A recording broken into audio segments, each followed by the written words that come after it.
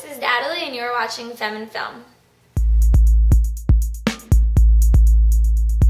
So for this vlog, I thought it was important to bring in intersectionality within the films that I'm discussing. So I'm going to look at two films that feature lesbian protagonists. The first film is The Kids Are Alright, which is nominated for Best Picture at the Oscars in 2012, and My Sister's Sister, which came out in last year. And the reason I'm discussing these two films is because they're one of the two more popular films featuring a lesbian protagonist, and they also have very similar narratives that I thought was really intriguing. So the first film, The Kids Are Alright, is about a lesbian couple who are married with children who used a sperm donor, and the film begins as the kids want to find out who their father is, and the film progresses as they find the sperm donor and he kind of gets introduced into the family, and what happens is one of the moms has sex with the sperm donor, and then the partner finds out. So the main conflict is about the wife cheating on her wife and her finding out, and how the family and the couple really works through it.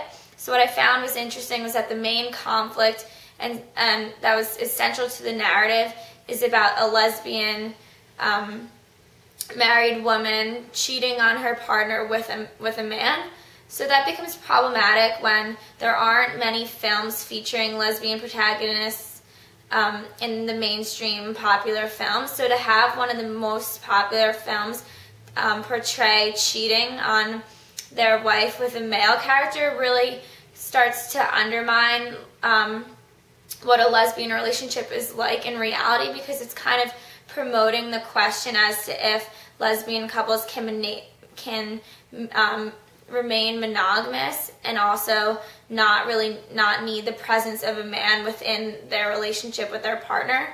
So I wrote down something that I wanted to read, is that to have a storyline about an unfaithful lesbian couple who is unfaithful with a man can initiate a negative reading about lesbian couples and their validity in society.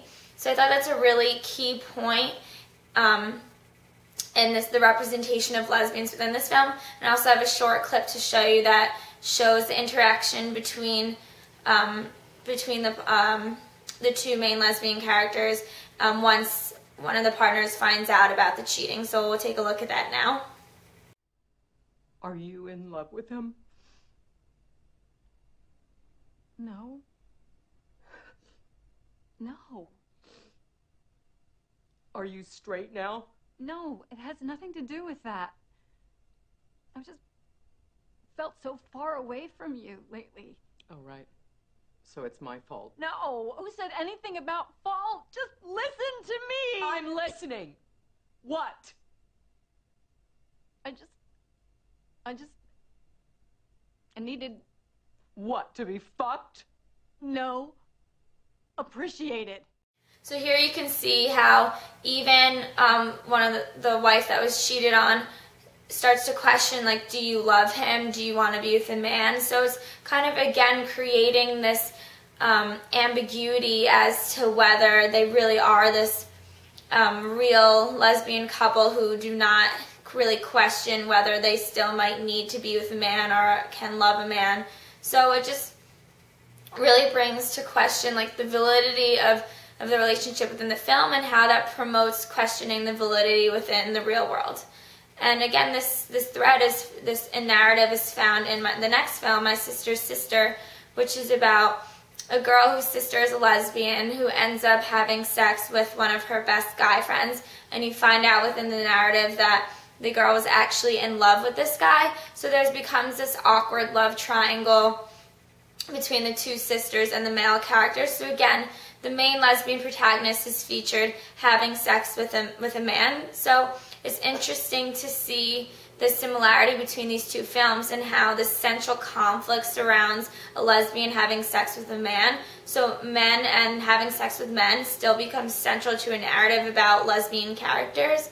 So these films promote hegemonic structures of the dominance of males and their sexuality. So I find that was a really important theme within both films, and it's interesting because these are the two more mainstream films that this is the representation that is found common. And again, there are many other lesbian films that do not promote this message, but the fact that these are two really prominent lesbian films and the films that are getting the most buzz, that are getting spoken about the most, it makes them even more problematic, because the more indie, obscure lesbian films that most people don't know their titles, those are the ones that are having this more natural and organic depiction of a lesbian couple, whereas the mainstream films aren't.